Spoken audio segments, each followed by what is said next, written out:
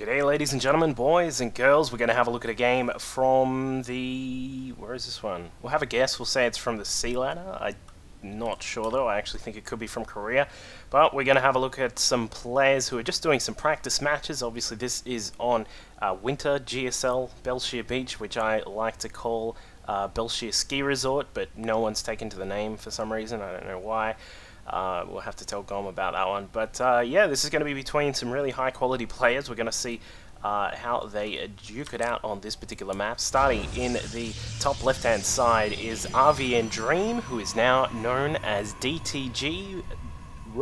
So he's from Dream Team Gaming, the team with other players such as Sickness and Aria, and a couple of the other guys from that team, including LOFCZA, who is part of that team as well. But yeah, this is going to be pretty cool. We'll see what happens on this very groovy looking map. As you can see, there's bits of snow going everywhere, all that sort of stuff. The guys are ranting in the chat. I'm not sure what that's about, but our player in the bottom right hand side, the blue Terran, who is hailing from Australia. He's from Sydney. No, that's not where I am. I am further down south. It is YoonYJ, who of course is mostly known as Yoon. He's one of the top players in the C arena. Doing really well in a lot of Australian tournaments, winning up some of those, and of course competing in some online sorts of things as well. He was also, I think I saw a rumor, I have no idea how true it was or not, that he was going to be, there was a chance he might be heading over to Korea to practice with StarTale. I had no way to confirm that or not. I didn't get to read the thread on sc2c.com, but yeah, anyway. So, you know, he's that sort of a very high caliber player. He's a Korean who was born out here in Australia, and he's just been doing really well. So we'll see him face off against a very quick Nexus. We looked at the 16 Nexus in a previous game, and it looks as if Dream has gone ahead with that. We'll call him Ro, sorry, I keep forgetting. His name's Ro. And looks as if he will just go for that very quick Nexus there. Of course, it provides a really nice balance of, oh, sorry, not a balance, it's a bit more of an imbalance of economy as opposed to your military units. Brilliantly, wow, really well done there by Yoon to actually take out one of the probes from Ro, but he's able to scout out that the Nexus is there. There are a couple of common replies to this from the Terran, of course. You can see various sort of multi-racks plays. You can see 2 to 3 racks plays depending on when you want to get the pressure down. You can also see things such as sometimes you can get a 2 racks into this very quick expand. We're not going to see that from Yoon just at the moment. It looks as if he is going to go for his standard, for a very standard sort of Terran build, the 1 rack CC. Not getting the gas just yet. It looks as if he's just making sure that he can put a little bit of pressure on Ro. Perhaps it looks as if we do have an SCV heading down into the corner though. In fact, he's actually going to get a very quick 3rd command center. So he's going to take the economy and actually take it one further. He's seen that Ro has got this very fast expansion here, going to be boosting his economy very fast, and he says, you know what, let's do it myself. I'm going to grab my own fast expansion at the 3rd. We're going to have the natural as well, and then of course the main going through. And if, you know, if all of these switch into orbital commands, it's just absolutely insane amounts of mineral income for Yoon there. So we'll see what happens. It looks as if he's just sticking with the 3 Marines that he's got out on the map at the moment. They're just there was one camping at the tower, but I'm not sure why that one's head back. It looks as if Ro is going to head out with this 1 Zealot, put some pressure on. This is one key thing about doing this this fast expand as a Protoss, is you do want to try and put a little bit of pressure on if you can. You want to check how many Marines are out for the Terran. You want to see if he's getting a lot of Marines or even switching it to Marauders. You want to be able to try and see what sort of tech is available, and if you can, that can obviously help you out with how you proceed with your build. Now, Ro's gone a very greedy version of the build here. He's really powered up the probes up to 32 probes against the 24 SCVs, and he's gotten the 3rd and 4th gas very quickly here. So that could be a sign of perhaps him wanting to switch into tech very fast. He only has the 1 gate, so that's actually, like in my own experience, that's actually quite a risky maneuver, but it looks as if he's aware that Yoon has gone for the fast expand there, or at least assuming it, given that there were a few Marines out. My mouse going crazy there. While he's still not aware of this 3rd base over here, he is feeling kind of safe at the moment. So he's doing alright at the moment. In fact, wow, double robotics facility. I'm not sure that could be the plan. He could be just going for very fast double Colossus out of the robotics facility. We'll see if that is the plan from Ro. Meanwhile, Yoon himself has gotten his own gas up. We've got 2 inside the main. We've got an extra 2 racks as well. Stim has now started research, and the engineering bay is also about to come through as well. So looks as if Yoon is just going to go pretty standard for the moment. Of course, this third orbital command is going to be a little bit interesting to see how that affects the mid game, but Yoon is yeah, just sticking pretty standard for the moment here. Not going to grab the 3rd and 4th gas just yet. You don't really need that, especially when going bio.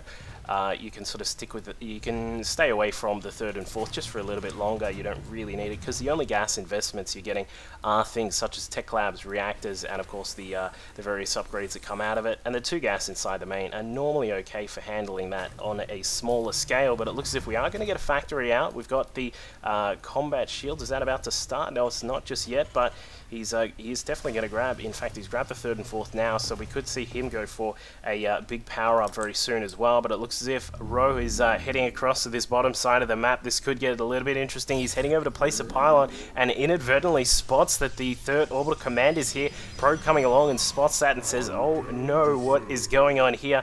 And this is a part where Ro is going to need to consider, what is he going to do? Is he going to pressure, or is he going to let that go and get his own 3rd base very quickly? It looks as if Yoon is actually not going to deal with that at all. He's just going to head straight back to base. He's going to bring that orbital command back inside. Does not want to risk any of those SCVs. The Marines coming across to make sure that this pylon is cleaned up, and probably that probe as well. In fact, no, he's not. Where is he going? He's a bit worried about this attack coming through the middle. There are 2 sentries, a Stalker, a Zealot, and 1 Immortal. The Immortal, interestingly, not going to provide too much assistance to this fight. Of course, the damage it does is not ignored, but it's not the most efficient way of attacking. But we'll see what happens here. It looks as if the double robos are spinning up. We've got Immortals coming out the wazoo. They're going to be jumping down here in just a second, and once they get to the front door, this could actually be very interesting to see how Yoon handles this, because he is getting a couple of bunkers up, but as we saw, there are going to be so many Immortals out, and they are just going to absolutely tear through these bunkers, and especially with some nice force fielding, that is going to go down very quickly. And not to mention +1 to armor and weapons just about to complete here for Ro. He's grabbed a couple more gates as well. We can see that the robotics bay is also coming about too, so he's really looking to perhaps do some damage right about now if he can. He's going to use that Immortal from long range to try and put some damage on the bunker. It does get a couple of shots off, but not going to be worth it at all, because of course the Marines can hit from that range. So he's looking to, perhaps this is just going to be a light version of a contain, where he's just going to sit out the front. There's no way that Yoon's going to be able to push, because we'll get some force fields along this ramp if any of these Marines try and duck outside. And then, of course, there's no, I don't think, just judging from the presence here that that Ro has, I don't think he can push through all of this. There are the 3 bunkers, which will go down pretty quickly. And then, of course, there are a lot of Marines and the Marauders as well. They've now got +1. They do have Stim as well, and a couple of medevacs are out. I think it probably would be a good time for Ro to head back, but he's not aware that there is an attack coming, but he gets a couple of good force fields off. Perhaps a few too many units were actually left inside, but Yoon is perhaps a little bit more worried about that, so he lifts up some of these units and has now brought them back inside the force field wall. This is this is looking a little bit interesting here. We've got all of these racks inside the main from Yoon. He is really powering out those bio units, and there we go. We do have another great little capture with the force fields there, picking off some of those Marines and 1 or 2 Marauders that were inside, and is able to get some really good hits there. Perhaps it's getting a little bit too much for him to deal with, though. He does have a proxy pylon or 2. In fact, he's still got this one from the 3rd base, but he is going to head back. Yeah, he's going to head back for now. Some of the sentries have been almost depleted of their force fields, and that kind of removes the power of this army. Now, what Ro has done is expanded. He's just started the expansion behind this. He probably may have wanted to get that a little bit quicker, perhaps while all of that attacking was going on. But behind all of this, +2 to weapons, +2 to armor, double Colossus is out, and in fact there are going to be 2 more on the field in just a second. Extended thermal lance also just about to complete, and the the army of Ro is just about to absolutely power out of control here.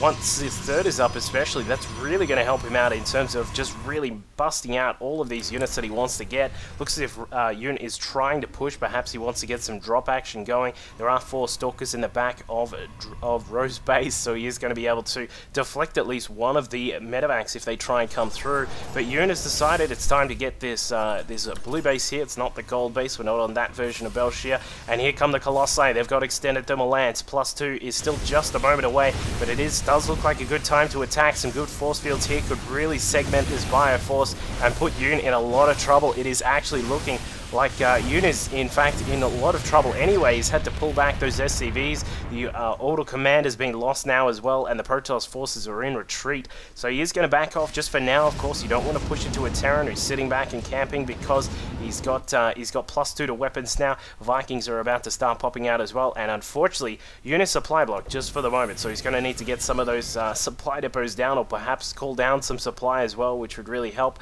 But he is looking a little bit messy right now.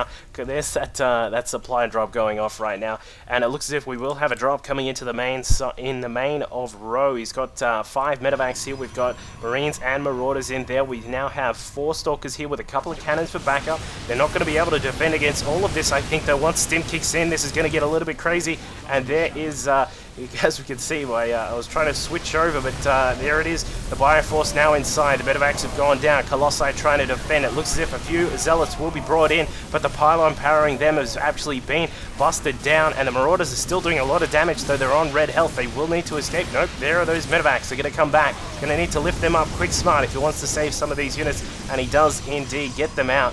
And it looks as if some of the Bioforces will survive, but I'm not sure how effective that was for Yoon. He has done a little bit of damage. He's put a little bit of economic damage here. Some probes, I think, were lost there, of course, and the assimilator is out of action just at the moment. But this has given him a little bit of breathing room. We've got some Vikings out now as well. We can see that the third base is just getting switched over to a planetary fortress right now as well. And those extra gas are going to be able to help out. We're getting extra upgrades coming through for Yoon as well. The Vikings will, in fact, also get their +2 to ship weapons very soon. That's going to make things very, very interesting for those large Colossi numbers that are out on the field at the moment. We've got 5 Colossi here in the main ball, yeah, and that's all that there is at the moment, but a couple of Immortals on the ground as well, some Stalkers and some Sentries. So Ro is actually gonna. He thinks he feels that it feels as though he's pretty comfortable right about now. We can see that the Nexus is trying to get up here. A couple of Bioforces sending in a guerrilla attack. Another couple of Colossi are ready to join the battle as well.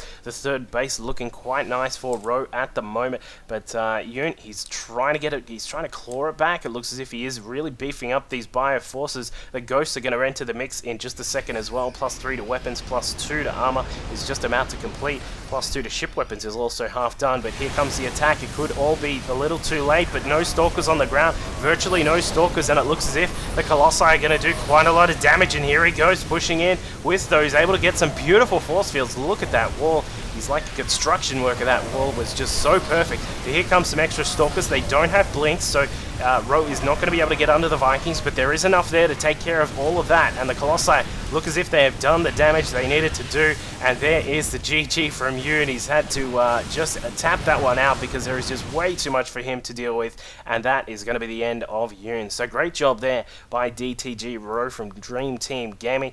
Great stuff from Yoon, giving it a go, and in fact getting a nice drop. Unfortunately, just didn't get enough done and wasn't enough distraction. The very quick Nexus, I think, really helped out, and then with the double Robo, getting a lot of Immortals and Colossi out has really given Ro a good boost to this game. So we'll grab another game from YoonYJ, and we'll get that posted very soon. Make sure you jump into that one.